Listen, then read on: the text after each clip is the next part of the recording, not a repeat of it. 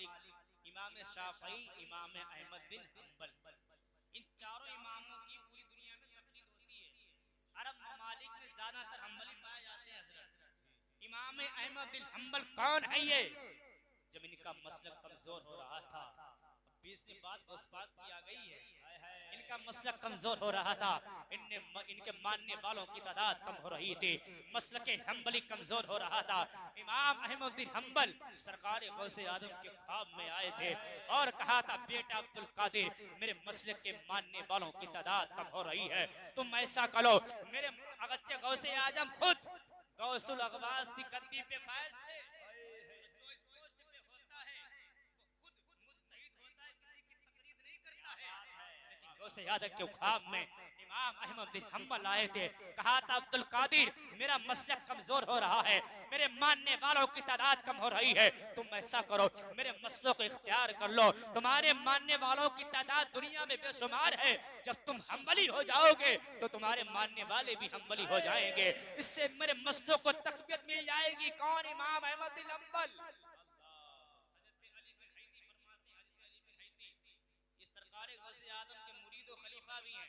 ये रिवाज बहजतुल असरार में मौजूद है, हिरजुल आशिकीन में मौजूद है। अली बिन हैदी फरमाते हैं कि सरकार गौस पाक बगदाद के कब्रिस्तान में फातह पढ़ने के लिए गए, इमाम अहमद बिन हम्बल की कब्र अनवर पर गए, गौस पाक ने मुराकबा किया। जैसे गौस पाक ने मुराकबा किया तो इमाम अहमद बिन हम्बल की कब्र शक हुई, फट गई। इमाम अहमद बिन हम्बल अपनी कब्र से निकले, बहजतुल असरार में मौजूद है, व खरजा मिन कब्रिही व ज़म्म शेख अब्दुल कादिर इला सदरिही व अलवसहु खिलतन। इमाम अहमद बिन हम्बल अपनी कब्र अनवर से बाहर निकले, सरकार गौसे आदम को अपने सीने से लगाया, सीने से लगाने के बाद अपना जुब्बा अता किया था और कहा था, ऐ अब्दुल कादिर, मुझ जैसा अपना वक्त का इमाम तेरे इल्म तरीकत का मोहताज है, तेरे इल्म मारिफत है। नारे तकबीर, नारे रिसालत, अज़मत गौसे आजम, मजलिस गौसे आजम। कुरान पे हमले अभी नहीं हुए हैं।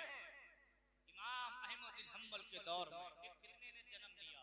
मुल्ला अली कारी ने मिशकात की शरह मिरकात के अंदर चारों इमामों की सवाने हयात तहरीर फरमाई, उसी में इमाम अहमद बिन हम्बल की सवाने हयात तहरीर फरमाई। उसमें लिखा है, इमाम अहमद बिन हम्बल के दौर में एक फितने ने जन्म लिया, जिसे मुअतज़िला कहा जाता है। क्या कहा जाता है? मुअतज़िला जन्म लिया। तो मुअतज़िलियों ने ये फितना, ये फतवा शाये किया। बल्कि गौर से सुनना मेरी गुफ्तगू को, बड़ा ज़हीन मुताला किया है कि जिस तरीके से ज़मीन अल्लाह की मखलूक है, चांद अल्लाह की मखलूक है, सूरज अल्लाह की मखलूक है, इसी तरीके से रब का कुरान भी अल्लाह की मखलूक है। ये मुअतज़िलियों ने ये फतवा शाये किया। अब अगर कुरान को अल्लाह की मखलूक मान लिया जाए तो हर मखलूक को फना होना है, हर मखलूक को खत्म होना है। जमीन खत्म हो जाएगी, आसमान खत्म हो जाएगा, चांद सूरज खत्म हो जाएंगे, सारी दुनिया खत्म हो जाएगी। अब कुरान को मखलूक मान लिया जाए तो गोया कुरान को भी खत्म होना है। हालांकि कुरान अल्लाह का कलाम है, अल्लाह का कलाम उसकी सिफत है। जिस तरीके से और अल्लाह की जितनी सिफात है अजली और अबदी है, हमेशा से है, हमेशा रहने वाली है। अब अगर कुरान को मखलूक मान लिया जाए तो गोया कुरान को भी खत्म होना है, जबकि कुरान कभी खत्म होने वाला नहीं है। पर उस वक्त के बड़े बड़े मुफ्तियों ने फतवा दे दिया था, हुकूमत के डर में आकर के जिस तरीके से आज इस्लाम के खिलाफ आज बकवास करने वालों की पुष्टपनाही हुकूमत कर रही है, इसी तरीके से उस दौर में मुअतज़िलियों की पुष्टपनाही हुकूमत कर रही थी। बड़े बड़े मुफ्तियों ने फतवा दे दिया था, ये जो है पैसों की लालच में आकर के हुकूमत से डर करके फतवा दे दिया था कि कुरान अल्लाह की मखलूक है। लेकिन वक्त के इमाम के कान में आवाज आई है, इमाम अहमद बिन हम्बल के कान में आवाज आई है, आपने शाही दरबार में खड़े होकर के अपना फतवा जारी किया था और कहा था, अल कुरान कलामुल्लाह गैर मखलूक, कुरान अल्लाह का कलाम है, मखलूक नहीं। जिंदाबाद जिंदाबाद। बादशाह ने कहा, बादशाह ने कहा, हम्बल फतवे को वापस ले लो। इन इनाम दिया जाएगा, तोहफे ताइफ से नवाजा जाएगा, तुम्हें वक्त का बादशाह बना दिया जाएगा। लेकिन वक्त के इमाम ने कहा था, जान दे सकता हूँ, जान लेना है तो ले लो, जिस्म का एक एक खून का कतरा ले लो, लेकिन मैं अपनी जान तो दे सकता हूँ, नबी के दीन के साथ गद्दारी नहीं कर सकता हूँ। वक्त के इमाम को जेल खाने में डाल दिया गया था। हमने दीन के लिए क्या किया है? हम पैदा हुए नाम अब्दुल रहमान, नाम अब्दुल सत्तार रख दिया गया, गोश्त खाने लगे, मुसलमान हो गए हैं। हमने दीन के लिए क्या किया है? हमने कुरान के लिए क्या किया है? असलाफ की तारीख उठा करके देखो, इमाम अहमद बिन हंबल को कैद खाने में डाल दिया गया, बड़े मोटे मोटे ताले लटका दिए गए, दरबानों को आपकी निगहबानी के लिए लगाया गया। 3 दिन के बाद इमाम अहमद बिन हंबल को फिर बादशाह के पास पेश किया गया। बादशाह ने कहा, इमाम फतवा बदल दो, वक्त बाकी है। कैसा वो इमाम था, कैसा वो रहनुमा था, कैसा वो मुक्तदा था। फिर इमाम अहमद बिन हंबल ने कहा था, जो करना है करो, एक हाथ में ला करके चांद रख दो, दूसरे हाथ में सूरज ला करके रख दो, तब भी हंबल अपने फतवे को नहीं बदल सकता है। ले जाकर के कैद खाने में डाल दिया गया था। अब कैद खाने का हाल ये था कि जितने कैदी थे, सब जितने काफिर कैदी थे, सब आपके हाथ में हाथ देकर के मुसलमान हो चुके थे, और जितने मुसलमान कैदी थे सब आपके मुरीद हो चुके थे। ये कैद खाने का हाल था। इमाम अहमद बिन हंबल जब चाहते थे, कैद खाने से निकलकर बगदाद के चौराहे पे तकरीर किया करते थे। दरबारों से पूछा गया, किसकी रखवाली कर रहे हो? कहा, इमाम अहमद बिन हंबल की रखवाली कर रहे हैं। कहा, वो तो बगदाद के चौराहे पे तकरीर कर रहे हैं। कहा, ऐसा नहीं हो सकता है, कसम खुदा की, तारीख शाहिद है, मुल्ला अली कारी ने लिखा है, जब कैद खाने में देखा गया था तो इमाम अहमद बिन हंबल कैद खाने में भी मौजूद है, बगदाद के चौराहे पे देखा गया है तो वहां भी मौजूद है। पता ये चला है, जो अल्लाह के दीन, जो अल्लाह के बंदों की दीन की हिफाजत के लिए लड़ा करता है, कायनात की कोई भी ताकत उसके पैरों की जंजीर नहीं बन सकती।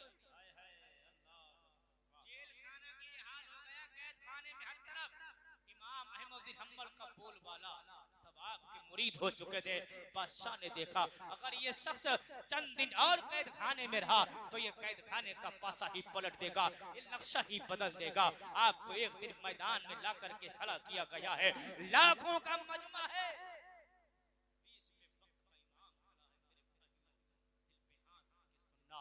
कैसा वो रहनुमा, कैसा वो मुक्तदा था। आपके बदन से आपकी कमीज को उतार लिया गया, सामने जल्लाद था, हाथ में कोड़ा था। बादशाह ने कहा था, इमाम वक्त बाकी है, अपना फतवा बदल दे। देख तेरी नंगी पीठ है, जल्लाद के हाथ में कोड़ा है, बदन पे कोड़ा पड़ेगा तो क्या हुआ था? फिर वक्त के इमाम ने कहा था, जिस्म के बोटी बोटी कर दो, हंबल फतवे को नहीं बदल सकता है। मेरे भाई इमाम की पुस्त पे पहला कोड़ा पड़ा था, मेरे इमाम ने कहा था बिस्मिल्लाहिर्रहमानिर्रहीम। जब दूसरा कोड़ा पड़ा था तो वक्त के इमाम ने कहा था, ला हौला वला कुव्वता इल्ला बिल्लाह हिल अलील अज़ीम। जब तीसरा कोड़ा आपकी पुस्तक पे पड़ा था तो मेरे इमाम ने अपने फतवे का इकरार किया था और कहा था, अल कुरान कलामुल्लाहि गैर मखलूक, कुरान अल्लाह का कलाम है, मखलूक नहीं हो सकता है। तो चौथा कोड़ा मेरे इमाम की पीठ पे पड़ा था तो वक्त के इमाम ने कहा था, ला युसीबना इल्ला मा कतबल्लाहु लना, हमें हरगिज वो चीज नहीं पहुंच सकती है जो हमारे मुकद्दर में नहीं लिखी है, हमें वही पहुंचेगा जो हमारे मुकद्दर में लिख दिया गया है। कोड़े पढ़ते गए इमाम हर कोड़े पर जो है सब्र और शुक्र के कलमात अदा कर रहे थे। 28 कोड़े पड़ गए बदन पे।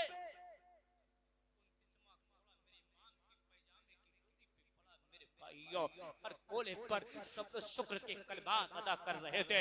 जब एक कोला पैजामे की डोरी पे पड़ा है, पैजामे की डोरी टूट जाती है। आप कमीज तो पहले उतार ली गई थी इमाम की, पैजामे की डोरी टूटी है। मुल्ला अली काई ने लिखा है, आपका पैजामा आपके पतने पाक से नीचे आने लगा था, सत्र खुलने वाला था। अब वो इमाम जो एक एक कोले पर सब्र शुक्र के कलमात अदा कर रहे थे, जब सत्र खुलने वाला था, इमाम ने आसमान की तरफ नजर उठा करके कहा था, दुआ फरमाई थी, अल्लाहुम्मा इन्नी असलुका बिइस्मिकल लज़ी बनाता बिहिल अर्ज़ इन कुंत तालमु अन्नी अलस्तवाब फला तहतिक लिस्सतरा मेरे माबूद, अगर मैंने तेरे बंदों के दीन की हिफाजत की है, तेरे बंदों को रुस्वा होने से बचाया है मेरे मालिक, तो मुझे अपने बंदों के सामने जलील होने से बचा ले, मुझे अपने बंदों के सामने शर्मिंदा होने से बचा ले। तारीख शाहिद है, जो पैजामा नीचे जा रहा था खुद ब खुद ऊपर आकर के चिपक जाता है। ऐसा लग रहा था जैसे कि फेविकोल से चिपकाया गया हो। पता ये चला है जो अल्लाह के बंदों के दीन की हिफाजत किया करता है, अल्लाह रब्बुल इज्जत अपने बंदों के सामने उसे शर्मिंदा नहीं। नारे तकबीर, नारे रिसालत, अज़मत औलिया इज़ाम, मसलक आला हजरत। इमाम ने पुष्ट पे कोले खाए, अल्लाह ने क्या इनाम दिया इमाम अहमद बिन हंबल को कुरान मुकद्दस के लिए, कुरान मुकद्दस की हिफाजत के लिए वक्त के इमाम ने कोले खाए। अल्लाह ने क्या इनाम दिया मेरे भाइयों। इमाम अहमद बिन हंबल रज़ी अल्लाह तआला का विसाल 229 हिजरी में, इमाम अहमद बिन हंबल का विसाल 241 हिजरी को इमाम अहमद बिन हंबल का विसाल हुआ। पूरे बगदाद में जंगल की आग की तरह खबर फैल गई। खबर क्यों फैली? मन काना लिल्लाहि काना अल्लाहु लहू, जो अल्लाह का हो जाता है अल्लाह उसका हो जाता है। पूरे बगदाद में खबर फैल चुकी थी। लोग, कोई पैदल चल करके आ रहा है, कोई सवारी से आ रहा है, कोई घोड़ों पे सवार होकर के आ रहा है, कोई ऊंटों पे सवार होकर के आ रहा है। पूरे बगदाद में खबर हो गई। नमाज़े जनाजा के लिए आपका जनाजा तैयार हुआ। उस वक्त आपकी नमाज़े जनाजा में 25 लाख मुसलमानों ने शिरकत फरमाई। कितने? 25 लाख। आज अगर लाख भी हो जाए तो पेपर में नाम आता है फलां के जनाजे में, फलां के जनाजे में 1 लाख का मजमा हुआ। 25 लाख मुसलमानों ने शिरकत फरमाई। ये तो वो लोग थे जो जमीन पे खड़े थे, जो लोग समंदर पे कश्तियों पे खड़े थे उनकी तादाद भी लाखों में लिखी गई है।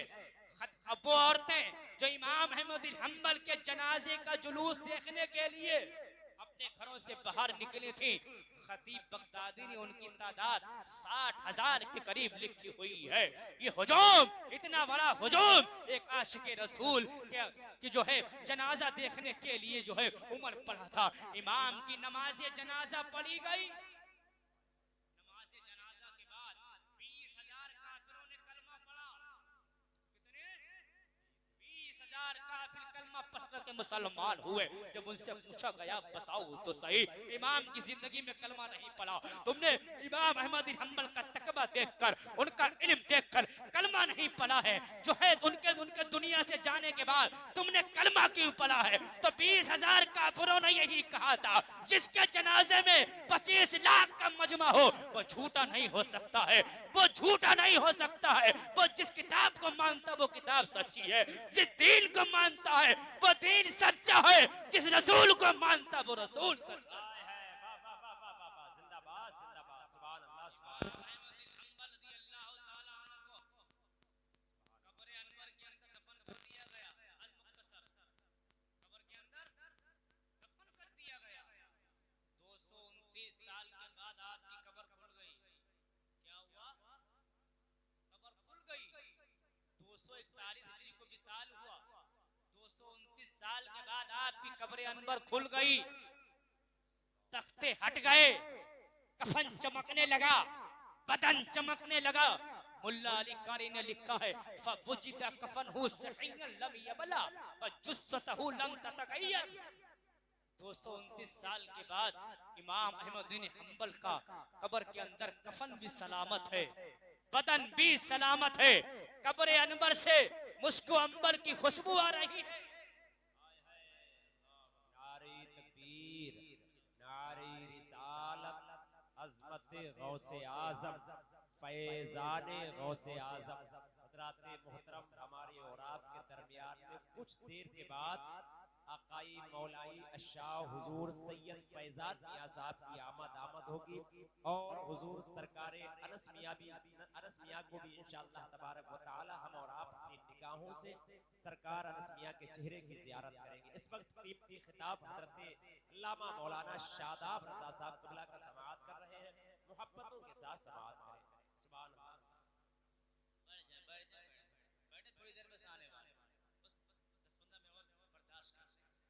बातें बता रहा हूँ, ये बातें जलसों में नहीं मिलेंगी, ठीक है ना। 20,000 का मुकर्रिर बुलाओ, 1 घंटा यहाँ की वहाँ की वहाँ नजराना लिया, चल भैया, ये बातें जलसों में नहीं आपको मिलेंगी। मैं कुरान की तारीख आपको सुना रहा हूँ, कुरान की तारीख सुने आप, सुने।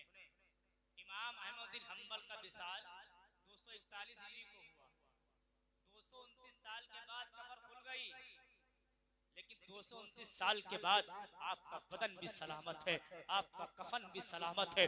कब्र अनवर से मुझको अंबर की खुशबू आ रही है। लोग आए, देखने लगे, हुजूम हो गया, इमाम की कब्र खुल गई 229 साल के बाद। मुल्ला अली कारी कहते हैं फबुजिदा कफनहु सहीहन नबी अल्लाह व जुस्सतहु लम ततगय्यर, कफन भी सलामत है, बदन भी सलामत है, मुझको अंबर की खुशबू आ रही है। हमने कहा हमें नतीजा मिल गया है कि नबी की हदीस बयान करने वाले इमाम अहमद बिन हम्बल का बदन 229 साल के बाद सलामत है, तो जिस नबी की वो हदीस बयान करते थे उस नबी की हयात का आलम क्या होगा, मुस्तफा की जिंदगी का आलम क्या होगा, सरकार की हयात तैयबा का आलम क्या होगा। कुरान तो कहता है वलल आखिरतु खैरुल लका मिनल ऊला, ऐ महबूब आपकी आने वाली हर अगली घड़ी पिछली घड़ी से बेहतर है। सरकार का ये आलम है, मुस्तफा की हयात का आलम क्या है, जो नबी को मुर्दा कहे वो खुद मुर्दा। सवाल कर सकता है कि इमाम अहमद बिन हम्बल का बदन सलामत है, रूह ना हो, नबी के बारे में कह सकता है कि सरमाद अल्लाह सरकार का बदन सलामत हो, रूह ना हो बदन में, तो उठाओ बहजतुल असरार, सीरत गौसे आदम पे मौजूद किताब है बहजतुल असरार। जिस तरीके से एक मुहद्दिस हदीसों को रिवायत करता है मुत्तसिल असानीद के साथ, फलाने फला से सुना, फलाने फला से सुना, फलाने फला से सुना, लंबी कतार तक, इसी तरीके से अल्लामा साहिब बहजतुल असरार ने सरकार गौसे आदम की एक एक वाक़यात को तहरीर फरमाया है। उसी में एक वाक़या नकल किया है, हजरत अली बिन हैती फरमाते हैं गौस पाक बगदाद के मिंबर पर तकरीर कर रहे थे, हम सब बैठ करके सुन रहे थे। अली बिन हैती फरमाते हैं अचानक मेरी आंख लग गई, मेरी आंख लगी तो मेरे ख्वाब में मदीना का माह तमाम नबी की आमद हुई, मैं नबी का दीदार ख्वाब में करने लगा। अली बिन हैती फरमाते हैं मैं ख्वाब में नबी का दीदार कर रहा था, सरकार गौसे आदम अचानक अपने मिंबर से उठे, उठ करके अली बिन हैती के सामने आकर के हाथ बांध करके खड़े हो गए। गौस पाक सलाम पढ़ रहे थे, अली बिन हैती की अचानक आंख खुल गई, जब अपने मुरीद को सामने खड़ा देखा तो कहने लगे सरकार माफ करना अब्दुल कादिर जिलानी, अभी मेरी आंख लगी थी, मेरे ख्वाब में मदीना का माह तमाम आया था। गौसे आदम ने फरमाया अली बिन हैती मुझे ये बताने की जरूरत नहीं है कि तू ख्वाब में नबी को देख रहा था, तू ख्वाब में नबी को देख रहा था। अब्दुल कादिर ने अपनी बेदारी की आंखों से तेरे पास नबी को जाते हुए देखा है, तेरे पास नबी को जाते हुए देखा है, नतीजा निकल के आ गया है। एक बली गौसे आजम को ख्वाब में देख रहे हैं, दूसरे बली गौसे आजम, एक बली मेरे मुस्तफा को ख्वाब में देख रहे हैं और दूसरे बली सरकार को बेदारी की आंखों से देख रहे हैं। बेदारी की आंखों से देखना तो मालूम हो गया नबी जिंदा है, मदीने से बगदाद में आ गए हैं, रात ख्वाब में देखना तो मेरे मुस्तफा फरमाते हैं मर्रानी फिल मनाम फकत रानी फइन्न शैतान ला यतमस्सलु बिही, कि जिसने मुझे ख्वाब में देखा गोया उसने मुझे ही देखा, इसलिए कि शैतान मेरी सूरत इख्तियार नहीं कर सकता है। पता ये चला है मदीने वाला जिंदा है, जो नबी को मुर्दा कहे वो खुद मुर्दा है। मेरा नबी ऐसा जिंदा है, बरेली का कलंदर कहता है तू जिंदा है वल्ला, तू जिंदा है वल्ला, मेरी चश्मे आलम से चुप चल। नारे तकबीर, नारे रिसालत, अज़मत गौसे आज़म, फैज़ाने गौसे आज़म। बात आ गई थी बता दी नबी की, इमाम अहमद बिन हम्बल कुरान की इबादत के लिए घोड़े खाए, कुरान की इबादत तो मेरे इमाम ने भी की है, बरेली के कलंदर ने कुरान की इबादत कैसे की है। कंजुल ईमान अगर मेरे इमाम ने दिया ना होता, न जाने हमारे अकीदे का क्या हुआ होता। मेरे भाइयों अहले सुन्नत को मेरे इमाम ने ऐसा अजीम तोहफा दिया है। कुरान का तर्जुमा तो उन लोगों ने भी किया, कुरान मुकद्दस की सूरह बददुआ बेगायत करीमा ववदअल्लाह कहा था, इसका अशरफी तारीम ने तर्जुमा किया माद अल्लाह महबूब, मैंने आपको भटका हुआ पाया तो हिदायत दी, माद अल्लाह। ये थानवी ने तर्जुमा किया दरबार बरेली के कलंदर जब मेरे इमाम ने साथ करीमा का तर्जुमा किया तो यूं क्यों किया? महबूब जब मैंने आपको अपनी मोहब्बत में खुद रफ्ता पाया तो अपनी तरफ बुला लिया, रफ्ता पाया तो अपनी तरफ बुला लिया।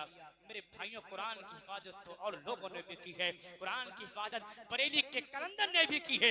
इमाम बात इमाम किया गई है तो बताता चलो मेरे इमाम ने कैसे हिफाजत की है, मुस्तफा के दीन की कैसे हिफाजत की है, कुरान मुकद्दस की कैसी हिफाजत की है। आज लोग बात करते हैं दिन है तो आला हजरत, जुम्मा की तकरीर है तो आला हजरत, जलसा है तो आला हजरत, जुलूस है तो आला हजरत। हमने कहा नादाल, हम बरेली के इमाम इसलिए नहीं मानते हैं, वो हुज्जतुल इस्लाम के वालिद हैं, मुफ्ती आजम के वालिद हैं। हम इसलिए नहीं मानते हैं कि आला हजरत जो है एक अजीम हस्ती का, किस लिए मानते हो? कहा हम इसलिए मानते हैं कि जब तक रूए जमीन पर जो है, जब तक रूए जमीन पर किसी जो है फितने ने जन्म लिया है, अल्लाह रब्बुल इज्जत ने उस फितने को कुचलने के लिए किसी न किसी बली को पैदा फरमा दिया है। कुरान की जात से हमले हुए हैं, अल्लाह ने उस मसले को कुचलने के लिए इमाम अहमद बिन हंबल को पैदा फरमा दिया था। जब अकबर ने दीन इलाही चलाया था तो अल्लाह ने उसके ख्वाब को सरख्वाब करने के लिए मुजद्दिद अल-फसानी को पैदा फरमा दिया था। हिंदुस्तान की जमीन पर मुस्तफा का दीन लाने के लिए अल्लाह रब्बुल इज्जत ने गरीब नवाज को पैदा फरमा दिया था। इसे हिंदुस्तान की जमीन पर नबी की जात से हमले हो रहे थे। कोई नबी के इल्म गैब का इनकार कर रहा था, कोई मादल्ला नबी को अपने अपने जैसा बड़ा भाई कह रहा था, कोई कह रहा था जिसका नाम मोहम्मद अली है वो किसी चीज का मालिक व मुख्तार नहीं है, कोई कह रहा था मादल्ला खुदा झूठ बोल सकता है। अम्मी आयशा की शान में गुस्ताखी हो रही थी। ईमान के लुटेरे घूम रहे थे ईमान लूटने के लिए, गली गली नगर नगर घूम रहे थे। हर सुन्नी यही कह रहा था, फरियाद कर रहा था, गरीब नवाज हमारी मदद करो, साबिर पाक हमारी मदद करो, गौसे आजम हमारी मदद करो। जब सुन्नियों ने, भोले वाले सुन्नियों ने इस तरीके से रब्बे कायनात की बारगाह में दुआ की है तो अल्लाह रब्बुल इज्जत ने बरेली के जमीन पर इमाम अहमद रजा खान को पैदा फरमा दिया है। मेरे इमाम ने कलम उठाया है, नजदियों के बड़े बड़े मुल्ला, चाहे वो अशरफ अली थानवी हो, कासिम नानोती भी हो, रशीद अहमद गंगोई हो, खलील अहमद अम्बेटी भी हो, ये तबागीती अरबाब के खिलाफ अगर सबसे पहले किसी ने कलम उठाया है तो इमाम अहमद रजा खान ने उठाया है। मेरे इमाम का कलम चला है, पुकार करके कहा था किल के रजा है खंजरे खोकार बरकबार, आधा से कह दो खैर मनाए न शर करे। मेरे नबी की शान में गुस्ताखी करने वालों, नबी के इल्म गैब का इनकार करने वालों, सरकार को अपने जैसा बशर कहने वालों, सुनो नबी की शान में गुस्ताखी करने से बाहर आ जाओ, वरना अहमद रजा अपनी कलम की नोक से तुम्हारी आंखों को फोड़ता हुआ नजर आएगा, तुम्हारी जमानों को काटता हुआ नजर आएगा। ये पैगाम देने के बाद फिर मेरे इमाम ने चैलेंज किया था, हज तक डालेंगे हम पैदाइश मौला की धौल, मिस्र फारी नजर के किले गिराते जाएंगे, खाक हो जाए अदू चलकर, मगर हम तो रजा दम में जब तक दम है जिक्र उनका सुनाते। नारे तकबीर, नारे रिसालत, मसलक के आला हजरत, फैजाने गौसे आजम। वाह वाह वाह वाह वाह। हम इमाम को इसलिए नहीं मानते हैं, हम इमाम को इसलिए मानते हैं कि आला हज़रत ने हमारे ईमान और अकीदे की हिफाजत की है। इसलिए मानते हैं, लोग कहते हैं मसलक के आला, पांचवा मसलक कहां से आ गया? ना हंजारों उन बेवकूफों को पता नहीं है कि पांचवा मसलक नहीं है। इमाम आज़म अबू हनीफा के मसलक का दूसरा नाम है मसलक के आला। क्या बात है, ये पांचवा मसलक नहीं है, हमने पहचान के लिए नाम दे दिया है, हमने पहचान के लिए नाम दे दिया है ताकि अहले सुन्नत वल जमात और गद्दारों में इम्तियाज हो जाए। कौन गद्दार है, कौन मुस्तफा का वफादार है, नाम दे दिया है। हमने पांचवा मसलक नहीं बताया है कि जात का नाम आला हजरत है, इमाम आजम की फकात का नाम आला हजरत है, उस्मान गनी की सखावत का नाम आला हजरत है, अबू बकर सिद्दीक की सदाकत का नाम आला हजरत है, उमर फारूक आजम की अदालत का नाम आला हजरत है, मौलाए कायनात की शुजाअत का नाम आला हजरत है, गौसे आजम की करामत का नाम आला हजरत है, साबिर पाक की कनात का नाम आला हजरत है, वारिस पाक की विरासत का नाम आला हजरत है। मैं तो ये कहता हूँ इसकी पहचान का नाम आला हजरत है, सुन्नियों की जान का नाम आला